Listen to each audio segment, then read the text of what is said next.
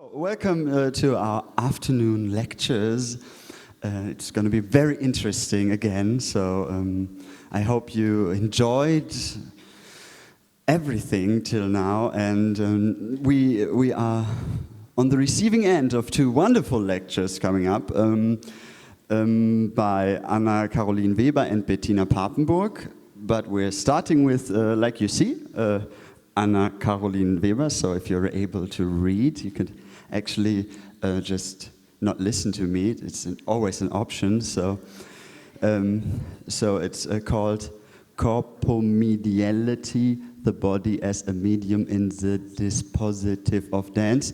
So there's some Foucault coming up, I suppose. To give a short introduction to Anna-Caroline Weber.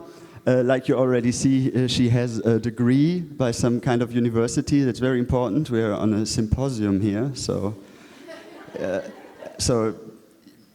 get your degrees. So it's a safe space for academics. She's a. What is she? Huh? She's a researcher. She's a teacher. She is also a dance practitioner. She's dancing, and she is in the free scene of dance in North Rhine-Westphalia. So she has many different perspectives on our common theme.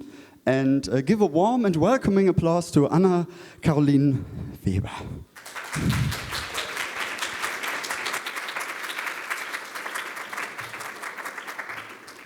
Well, what can I say after such an invitation? I think I can just say only thank you, thank you, thank you. Thank you, Luisa. Thank you, Isabella. Thank you all for these amazing 2 days which we have spent together, where we have shared practice, where we have listened to lectures. And well, with such an introduction, I really feel that I should go back and just listen again. But, well, thank you so much. I try my best to contribute something on our topic of corporeality and corpomediality. Mediality, yeah. And you're really right, there's some Foucault coming up, but just a tiny little bit. So, how does a body appear? As a dance scholar who analyzes dance with a perspective from media studies, this symposium's initial question turns to be one of the core questions targeting the center of my research interest: corpomediality, the body as a medium in the dispositive of dance. First, I would like to explain my understanding of dance.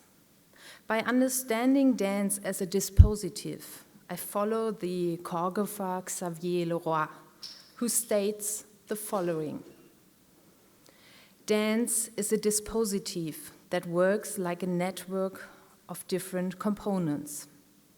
Changing one part has an effect on another and on the whole. My criticism of certain practices in dance is not directed to content, like, for example, narrative ballets. Rather, my criticism is aimed at the structure of dance, its system and its productivity as a dispositive. If I want to do so-called critical or political art, I cannot criticize a social or political drawback by presenting it as a content. I think you have to criticize the structural foundations that cause the drawbacks. Sorry about the language. So dance is a heterogeneous arrangement of elements within a specific power and knowledge formation. The term dispositive, following Michel Foucault, means a discourse historical and power theoretical ensemble of technical prerequisites, social convention, and social practices that dominate the communication, perception, and construction grip of an epoch.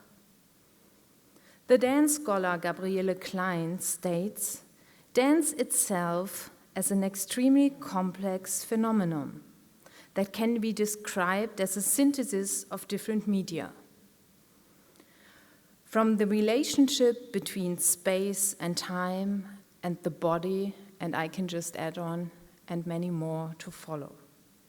Subsequently, I understand the human body as a medium of dance in an ensemble of other media. To speak with dance studies scholar Kerstin Ewert, under certain circumstances, for example in the theatrical or performance context, the human body can also be understood as a medium that conveys context-dependent content on the basis of its physical structure and body-related staging parameters. The body as a medium, or maybe I can already say the body as the message. What does it mean to understand the body as a medium? Medium means, in German, das in der Mitte Befindliche. Being in the middle, in between something. There's one body and there's another, and still there's a mediation going on. So communication through the body is never unmeditated. The body always conveys something. So this leads me to that understanding or that idea of speaking about corporeality as the corporal reality. By following an understanding of dance as a dispositive and the body as a medium, let's ask, which role play affect, empathy, and embodiment within the concept of corpomediality? To quote Carrie Noland, images and discourses provided by culture influence what a subject thinks she feels. Bodily sensations offer valuable information about our culture and its disciplines. These are information that we can draw on to develop new ways of moving through and inhabiting space. To elaborate on that, and you can see I posted some post-its on a wall just to get an idea of all these terms which came up during the last days, during the discussions, during the shared practice sessions and performances. To elaborate on that network of terms and relationships, I will present you some material from a performance project called Parasympathicus. It's a project done by 2 dancers and a designer who are based in Cologne. And I will start with showing you a video. I actually show you 4 videos, and I always deliver you some more information on that project. Just keep in mind that question, how and where do bodies appear in the context of dance?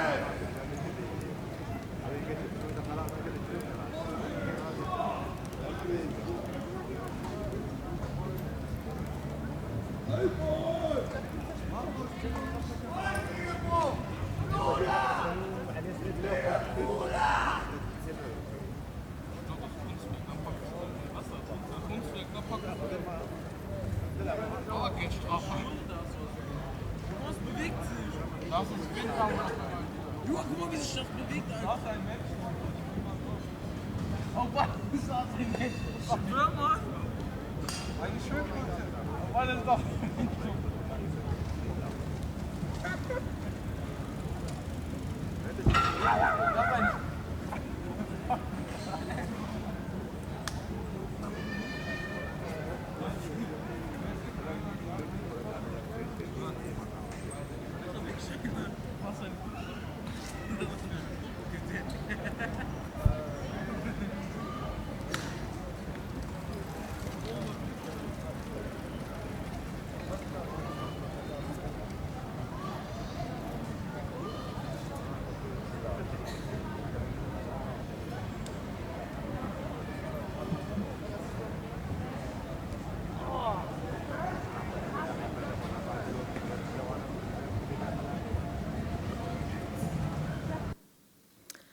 Parasympathikus, ein Manifest für den Leerlauf, Spielräume und Handlungsweisen des Nichtstun. Parasympathikus, a manifesto for the open loop, playgrounds and procedures of fainéance. That is a collaborative performance project between two dancers and a designer named Jennifer Döring, Feline Herrlein, Alisa Ritzonka, who are all based in Cologne. I was involved in that project as an outside eye, providing some dramaturgical feedback during the site-specific rehearsals and performances, as well as I witnessed and accompanied the performances. I actually show you like 2 or 3 more videos because I think it is really not easy to speak about dance without seeing anything about that dance. Although I don't want to say that you actually see the dance, but you see some kind of transformation or documentation.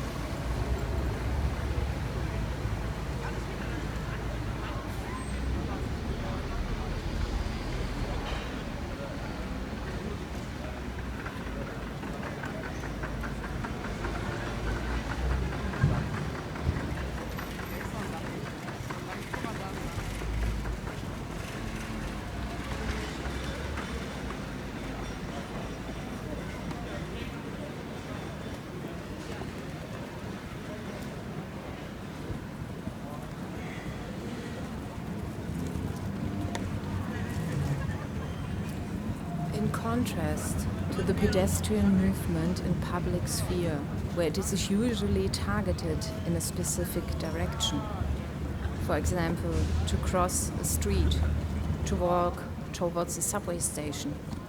In the Parasympathikus project, the dancers work with gestural sequences and movement which is not purposeful, determined, or targeted. This targeted movement behavior is for us regarded as being that what we do in public space, being normal and appropriate, whereas faience, relief, and idleness are connected as slack, uselessness, and laziness.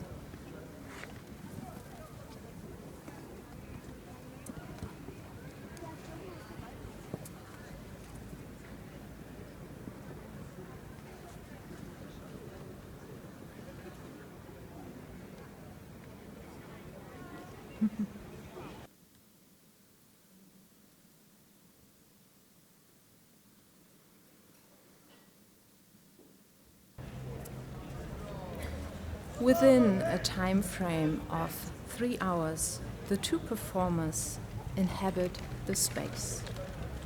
In this material here you see the Chlodwigplatz in Cologne. They appear and disappear. They move and rest. They work with different cardboards. They hide. They just sit around. They hang out. They speak about what they are doing when they are being asked questions by other people. Most of the time, they cannot see anything. but they stay connected to each other. Do they employ a movement-based empathy? How do their bodies communicate with each other in this mediated situation? For sure, with their disappearing bodies, they provoke a temporary change of the hierarchies and power structure within that space.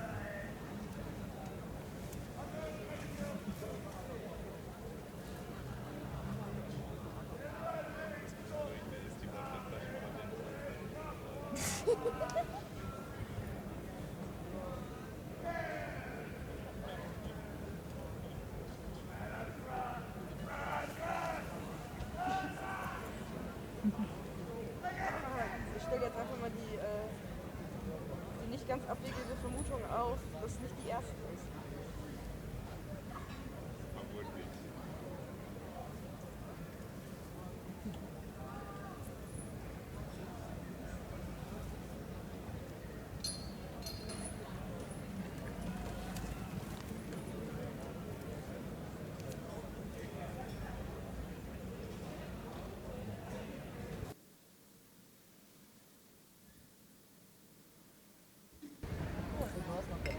The two dances are working with movement material, in German it's Bewegungsmaterial, which is generated during a collaborative process and movement research in the studio.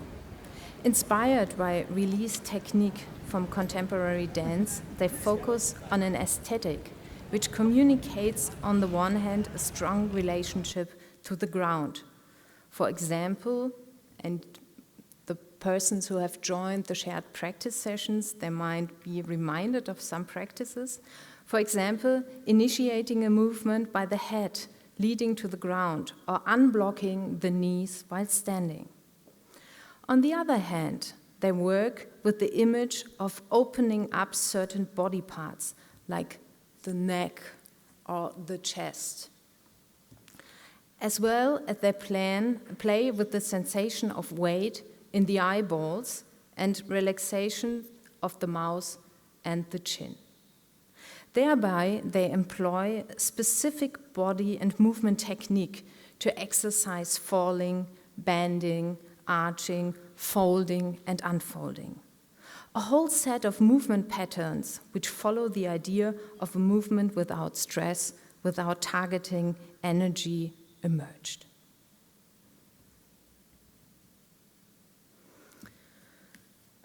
So, what is actually the parasympathicus performance doing?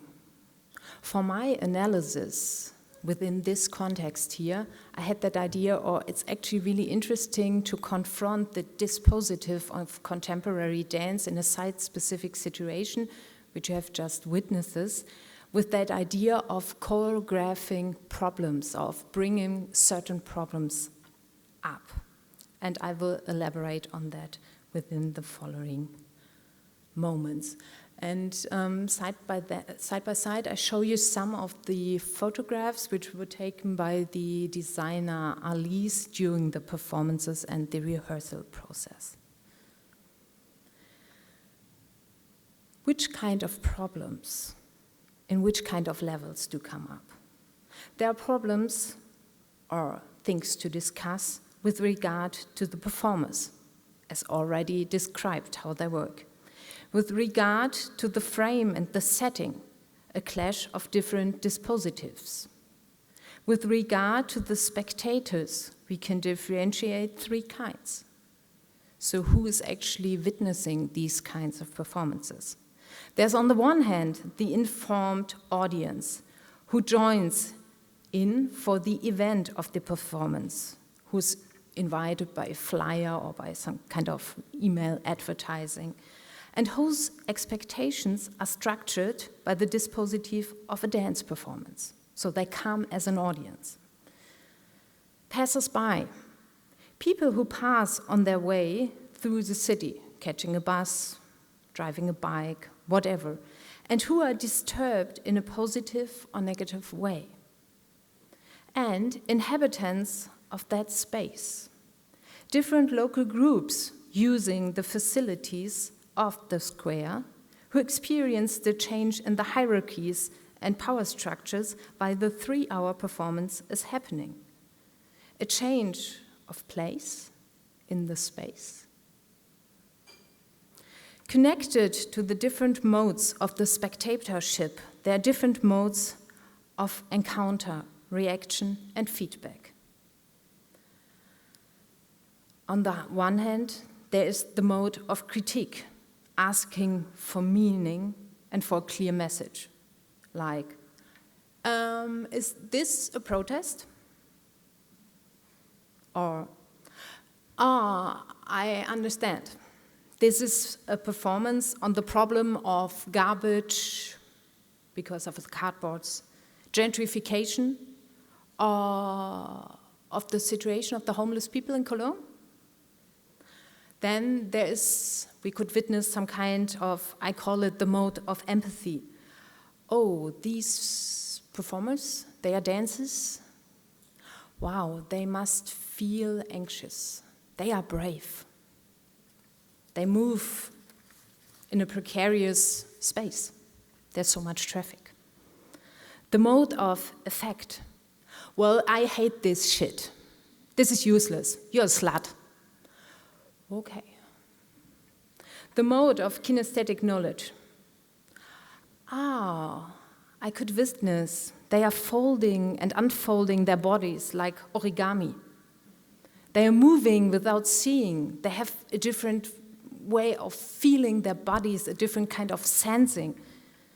Oh, and I see very relaxed, maybe leisure body parts. So, what could be an access to the parasympathicus on a different level, like on that level of what do I have to understand when I watch this performance? That could be an access on a kinesthetic level, employing kinesthesia and embodiment. So what is kinesthesia? Kinesthesia, coming from the word kineo or sineo, to put in motion, and aesthesis, sensation, impression, perception. Kinesthesia, also known as the sixth sense, a source of sensations of which the subject is more or less aware. Kinesthesia is the sensation of movement transmitted to the mind from the nerves of the muscular and articular systems. Kinesthesia makes the subject able to distinguish her own body from other bodies. Just have a look around. Do you see your own body and do you see other bodies? Close your eyes. Do you still see your body and other bodies? Kinesthesia gives the capacity for independent movement. Speaking with dance scholar Susan Foster, kinesthesia is not only the feeling of moving which the person experiences in the body in the act of moving, but also the sensation experiences while imagining moving or while watching another body move. Just think again, if you have taken part in these shared practice sessions, what kind of body awareness, what kind of body feedback do you, for example, feel in a sound massage? What kind of feedback does your body provide to you? And what kind of knowledge comes up in these moments? To sum it up, kinesthesia is the sense creating awareness of both my own body and that body of the other. Embodiment. Embodiment functions as a historical and cultural condition, whereas culture can be understood as the imposition of certain body techniques. And there we think of Marcel Mauss, who is very famous for that.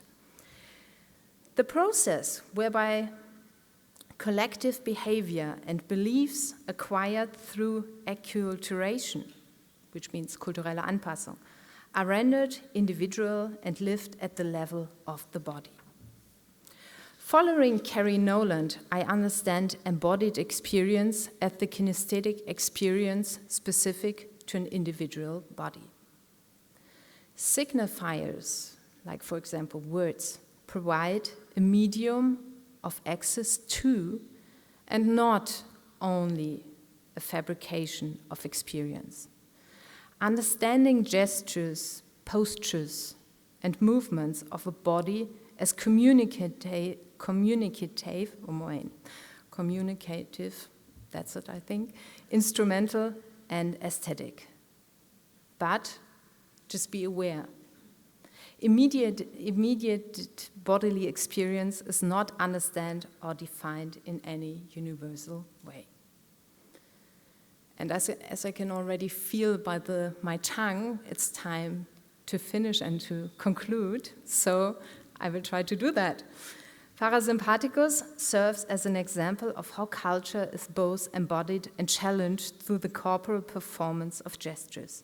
Parasympathicus invites people to witness, to interact, to hang out, to move and to mingle within so that they can experience and communicate on a kinesthetical level, how they can relate to bodies that appear as bodies of faience, relief, and idleness in public space. The cardboards function as material and objects as well as their function as contact zones, Kontaktflächen for kinesthetic encounter. And as I just said, by feeling already my tongue doing something else in my mouth, I will finish here now, and I'm very happy that if you join the discussion later on or if you want to ask questions. Thank you so much.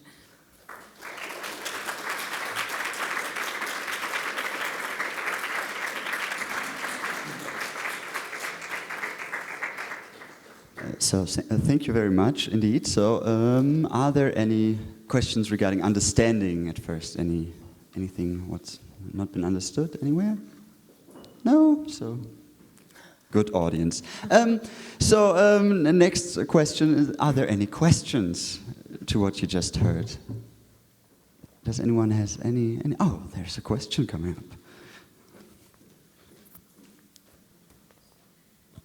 Hi. Thank you for sharing this with us.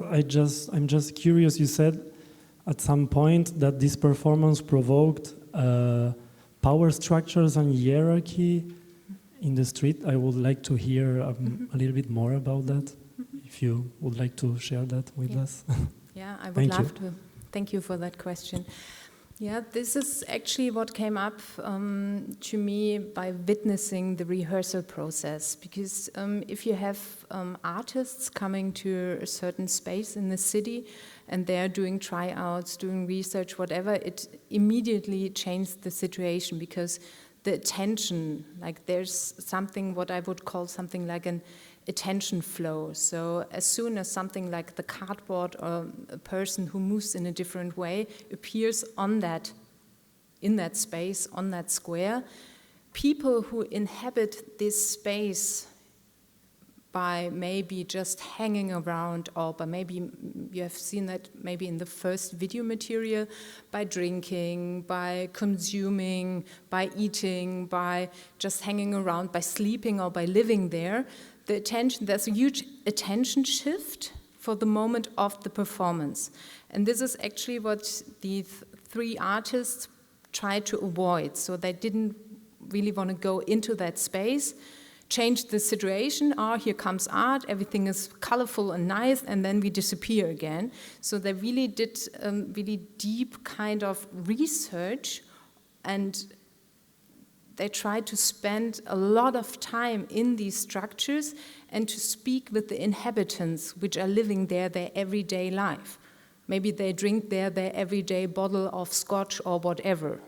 So, and this caused a really interesting tension also when the performances were happening, and you had like this normal dance performance audience who felt very much well, not all of them, but some of them, felt very much annoyed by these maybe homeless or drinking people who were witnessing these situations and who became more and more part of these situations. And this is what we call really like a change of the power structure. Because in these situations, they were part also of the performance. You couldn't really distinguish that. So I hope that... Any more questions around here? Are you also pleased already? Oh, here. Oh, there's one coming up. Ooh. And I still remember it. No, I guess it is connected to what has just been said.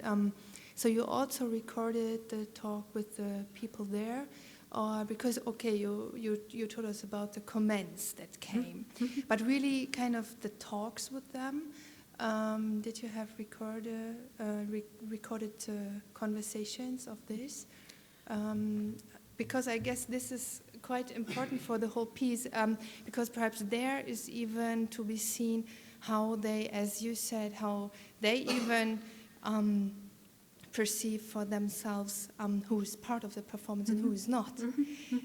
So that, for example, a clochard who is just sitting there suddenly is for them part of it. So what this project, I guess, can do is really,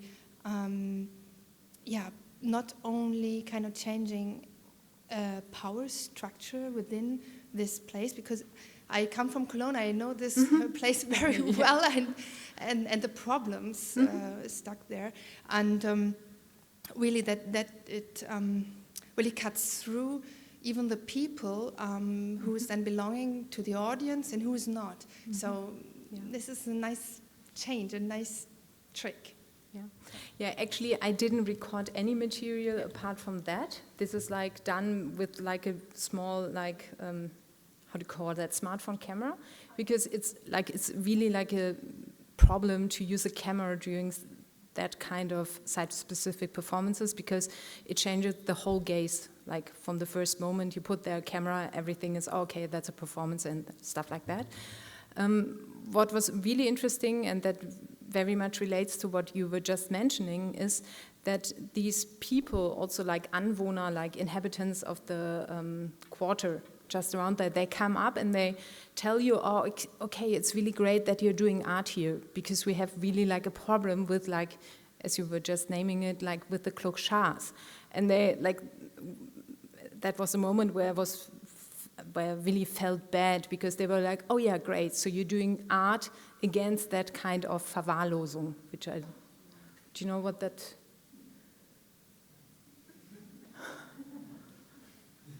Well, but then they really make themselves part of this power structure, because they say these people, these clochards, these homeless are a problem, I don't want them here. So there's also kind of aggression then already in this whole thing. So there are things kind of turning around then. So this is...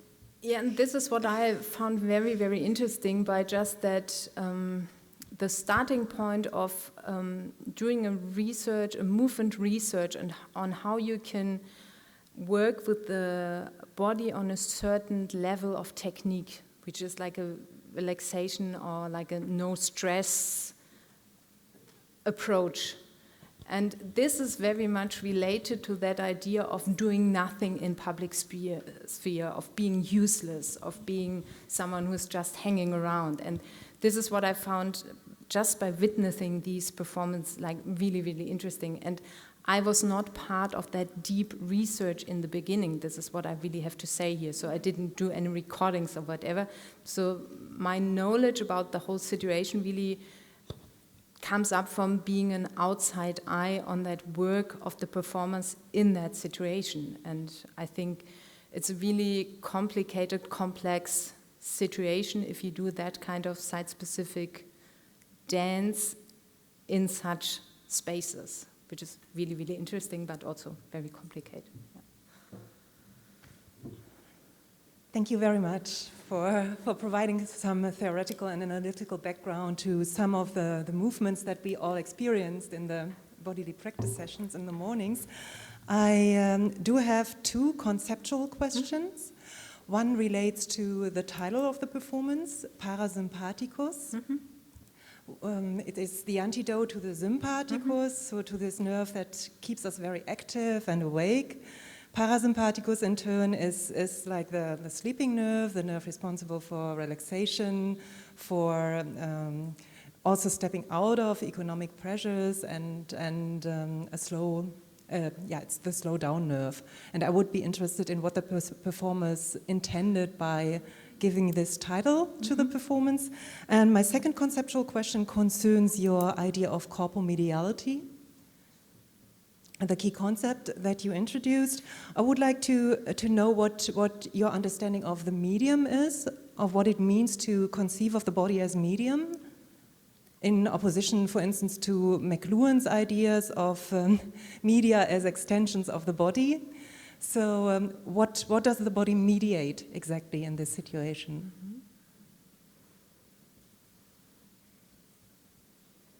Yeah, well, thank you so much for both questions. I tried to start with the first one.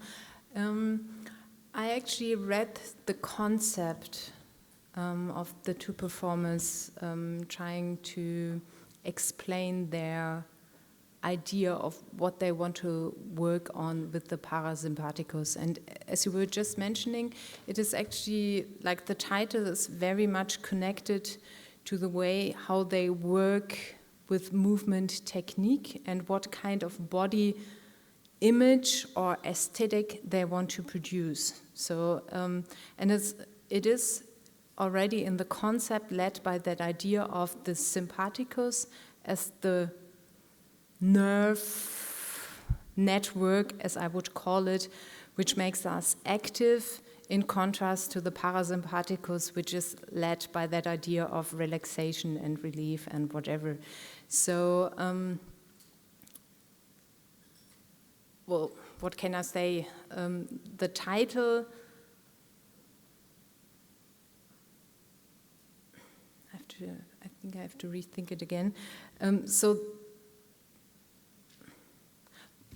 Sorry, what was your question on the title? The second question concerned your concept of corpomediality. No, but you were just asking for the title of Parasympathicus. Yeah.